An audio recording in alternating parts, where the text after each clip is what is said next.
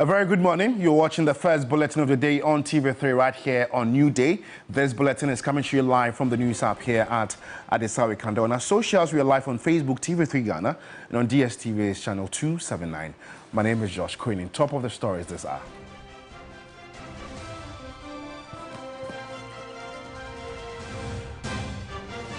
Electoral Commission calls out the NDC for being hypocrites in demanding for an audit of the voters' register.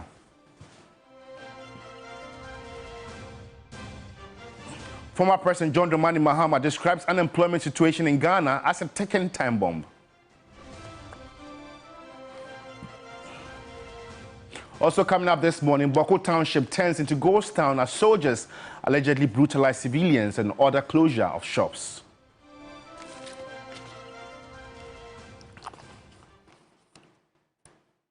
We've got details of these and many more coming up in the next 20 minutes if you spend your time with me.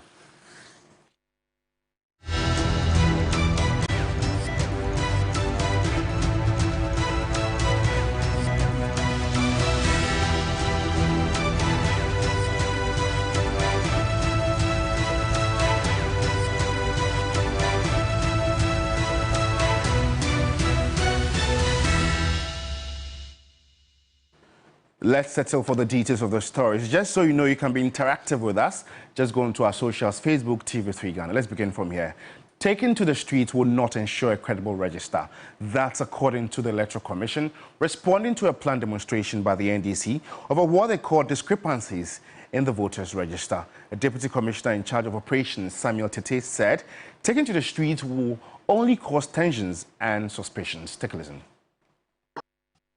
Audit of the register.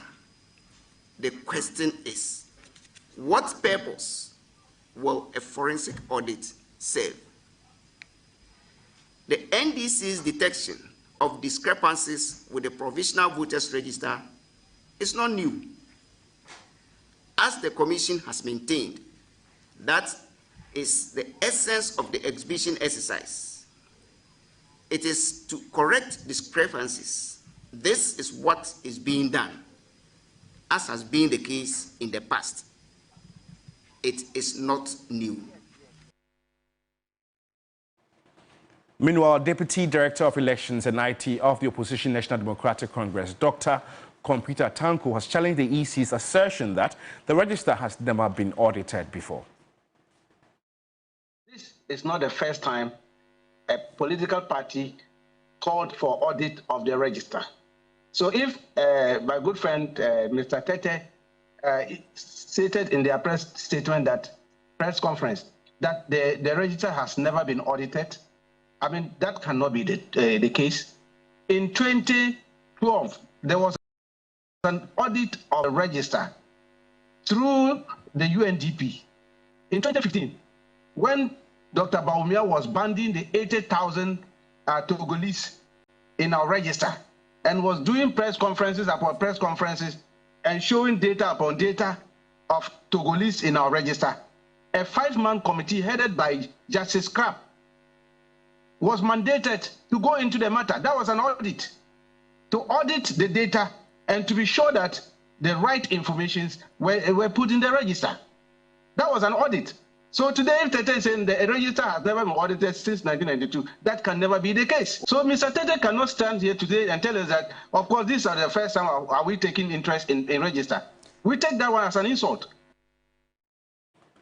Let's still stay with issues relating to the voters' register because the Electoral Commission says it is surprised the National Democratic Congress, NDC, is now crying foul over the 2024 voter register, describing the party's calls for a forensic audit unnecessary.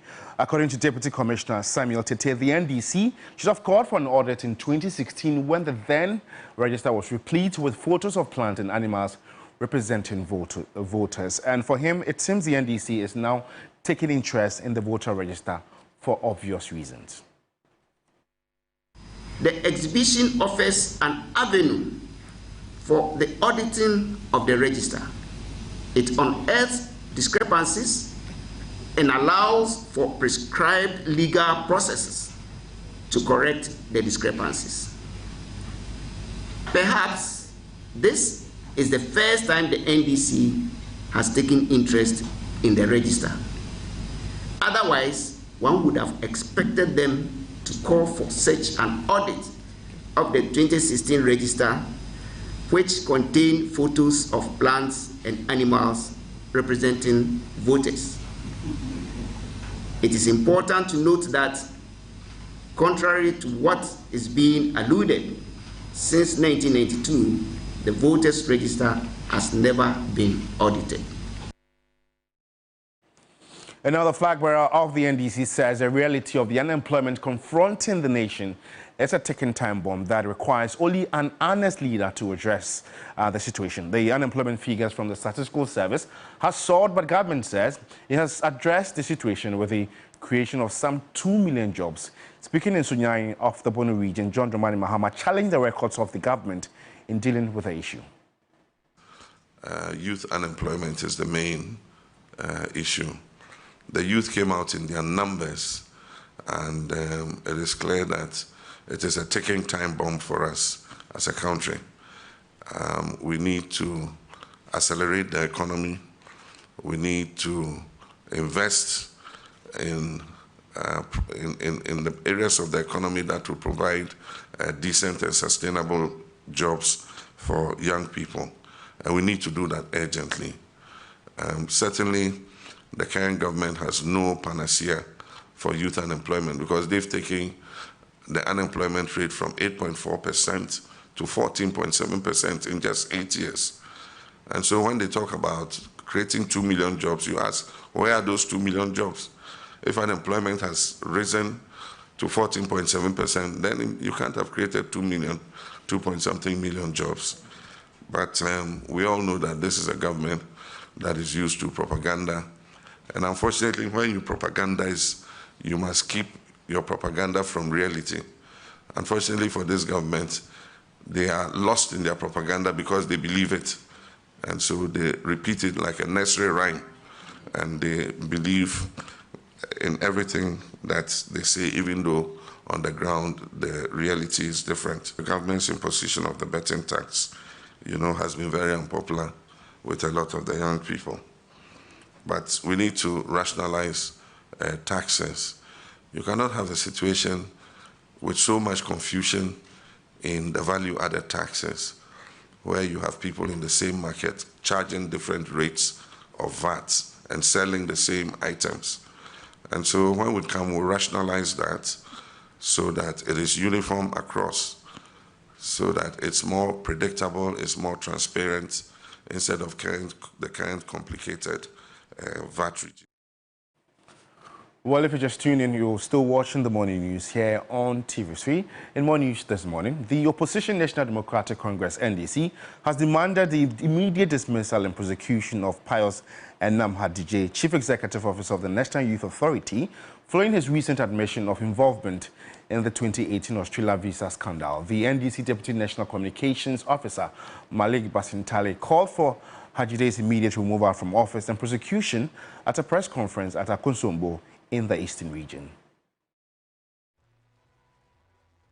He has seen the report. All we heard was that the CID was investigating the matter. As to how the investigation ended, we still do not know. Why is it that Mr. Akufo-Addo is refusing to let us have a copy of the report? Because I have mentioned names of people who paid monies to him through his travel and tour. I mentioned Emilia Lechu here. She's alive. She's not dead. She paid 105,000 Ghana cedis to be taken to Australia. She was deported. Her money hasn't been given to her. Her life has also been deteriorated. All we are saying is that you cannot be an MP at the same time you want to be a connection man. You must have one profession at a time. And we think that Pius Enamhadije is interested in his profession as a connection man than becoming MP. So he should go and pursue that profession. Maybe it is a talent God has given him to always have strategic ways of collecting money from people, putting them in the plane, getting them to the border, and ensuring that they deport them back to their country. Let's just get interactive with us. Let's know what you make of stories that have been aired so far. Go on to our socials, Facebook, TV3 Ghana. We are live. Engage us with your comment, and we'll surely read them and share them to the rest of the world. And now to the camp of the MPP. Flag bearer of the party, Dr. Bawumia says he will reintroduce the car waiver for health officers and nurses when voted into office. He stated that he is in discussions with the Ministry of Health to address delays in the payment of the nursing training allowances. He was addressing nurses and midwives at the Teshi Nursing and Midwifery Training School as part of his Greater Accra Regional Tour. Take a listen. Dr. Bawumia received a rousing welcome at the Teshi Nursing and Midwifery College. He was flanked by some party functionaries and bigwigs to the premises of the college. The visit to the college was part of his Greater Accra Regional Tour. Addressing the students, the MPP flag bearer lauded government's efforts in restoring the training allowances, but he was quick to acknowledge the delays in the payment of the allowances and emphasized that it will be addressed. And we have restored the nursing training allowances. There may be delays, yes, but allowance delayed is better than allowance cancelled. And we'll continue to make sure. And I'm working with the Ministry of Finance on a scheme, on a way to make sure we don't have delays. Dr. Bawumia spoke about the recruitment of health professionals. In the last 7 years, up to 2023, we have recruited 200,000 medical personnel. 200,000. 200,000. The highest recruitment of health care workers by any government in the history of the Fourth Republic and probably of Ghana. He spoke about plans to reintroduce the vehicle tax waiver. The former president, when he was president, took away the car import duty waiver for nurses. You remember that? Yes, I'm bringing it back for all nurses.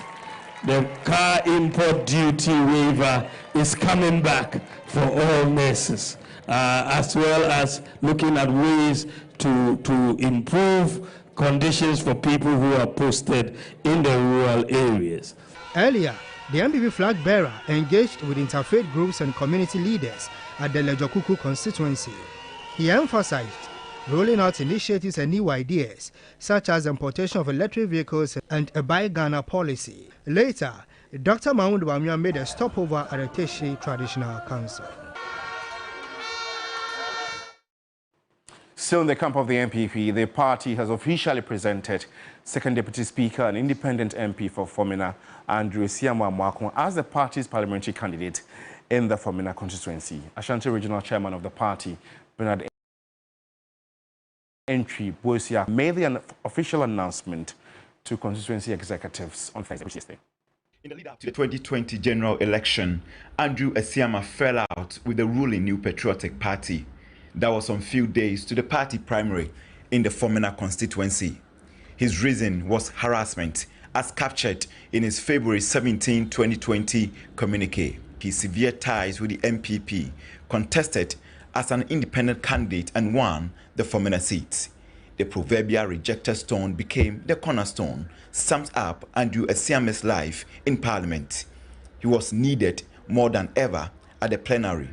He sat on the majority side as the darling boy.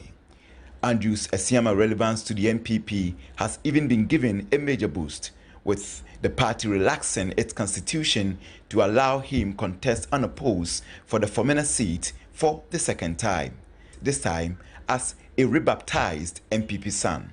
The Ashanti Regional Chairman of the party, Bernard Entry Boisia, has introduced him as the parliamentary candidate of the MPP, in whom the leadership of the party is well pleased. Parliament, na ye 137. Na so anam onu nti no, na ye kasa bia no na ye kasa ye majority. Because of him, we formed majority in Parliament. He never turned his back against the party. Andrew Esiamu is happy to be back and promised to work in retaining the seat. I think it will be a great mistake to vote out the MPP.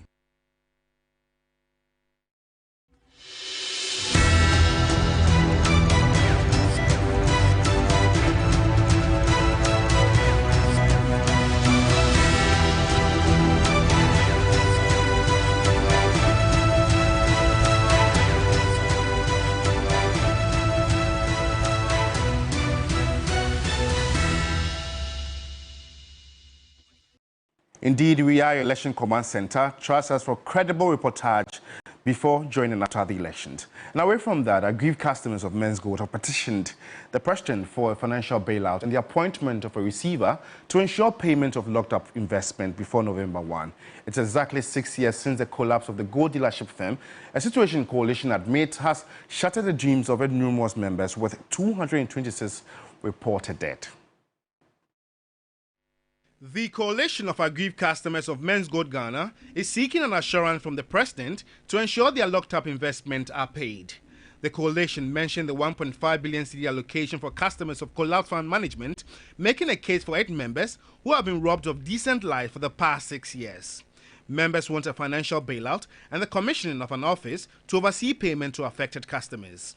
If the president is able to announce a bailout to fund management victims and they are now being paid, it is good. It is in the right place that the president can do same for Menzgold customers. Fortunately for us, the matter is in court, and as customers, we have cooperated fully. A customer, Stephen Abuaje, made a passionate appeal to the president for the payment of his locked-up investment in order to support his surgery. Nanado, we know you can do it for us. You've done the same thing to others. Please, we need your help. We are suffering. We are suffering because of this issue. I'm blind. Now I can't see anymore. It's my small boy who take me out. Now the boy also doesn't go to school anymore. Please, I need your help. Help us with this petition. The petition was received on behalf of the president by the Deputy Chief of Staff, Emmanuel Edumwa Bosman. In July this year, an Accra High Court ordered Chief Executive Officer of defunct Menzgold, Nana Appiah Mensah, and his 2 companies to open his defense over 19 counts of defrauding by false pretenses after dismissing his submission of no case. Well, let's see how the happenings of Menzgold pan out in subsequent days, and we'll surely give you updates in our subsequent bulletins. And now let's talk sports. Playing Black Stars home matches away from home will be a national embarrassment. That is a strong verdict of former Black Stars captain Stephen Appiah as the fallout into the Confederation of Africa ban on Ghanaian stadiums rumbles on. Appiah rarely gets mixed up in controversial issues, but he didn't hold back on the social media platform X on the subject. He said if it wasn't for a tournament situation, being forced to play anywhere away from home because of a substandard infrastructure is a national embarrassment. Appiah said, we must prioritize hosting our own games and protect our football pride. That pride has been badly bruised after the Confederation of African Football said none of the country's football stadiums in Accra, Kumasi, Tamale, Sekunde and now Legon that has cost the country in excess of $200 million is fit to host international matches.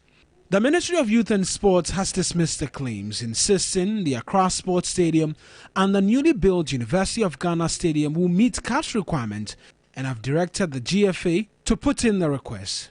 There are those within the GFA who think the ministry is simply putting up a public front with that request to absolve itself any blame given the state of the pitch of the 2 stadiums. Sports broadcaster Godfred Akoto-Boafo is unconvinced by the ministry's claims. Of those who say that the people who run sports in this country, the sports ministry, the National Sports Authority, should be ashamed of themselves because they've been aware of the problems that our infrastructure particularly has. And the sports minister in particular, I think needs to carry or needs to bear the brunt of public anger when it comes to this. I think that he has not proven that he has enough know-how. The planning has been poor because since we played Nigeria in that World Cup qualifier, you would recall they gave us a temporary reprieve because we almost played Ghana versus Nigeria World Cup qualifier outside of this country. We're giving a temporary reprieve to allow that game to happen. Why did we not fix it? The Bayara Sports Stadium, at my last count, has been shut down 5 times since 2019. In fact, one was for an extended period where for almost a year, nobody was granted access to that stadium. What did we do? A source with knowledge of the working of the CAF licensing regime told 3 Sports there had been previous concerns over the Legon pitch during lower category matches, while major issues persist with the Accra Sports Stadium. Meanwhile, Free Sport understands Nigeria is unlikely to be an option for Ghana as it contemplates where to host next month's AFCON qualifier against Nigeria. The Nigerians have only one stadium approved for international matches by CAF in Oyo, and the GFA, we understand, is not considering that as an option. Instead, they start the Kegu in Lomé, Togo, and a number of options in Abidjan, where there are at least 2 approved stadiums at the main venues the GFA is considering if that CAF ban holds.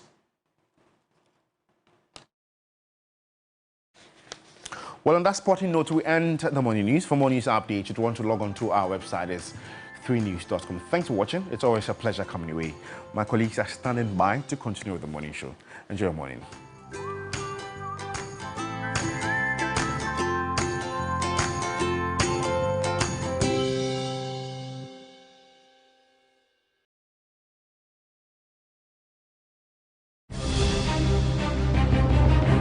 The most comprehensive election coverage. Top-notch presenters